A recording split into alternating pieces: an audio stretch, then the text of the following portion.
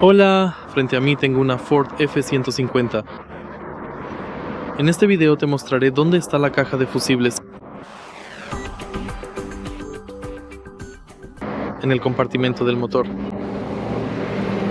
Al principio, echemos un vistazo al lado izquierdo del compartimento del motor y la caja de fusibles se encuentra justo aquí. Para desbloquearla tienes que presionar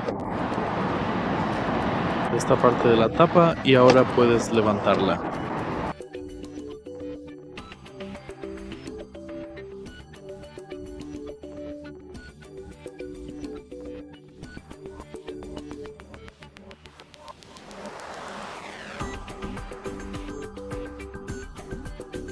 Y básicamente eso es todo. Si este video te resultó útil, por favor dale like, comenta y suscríbete.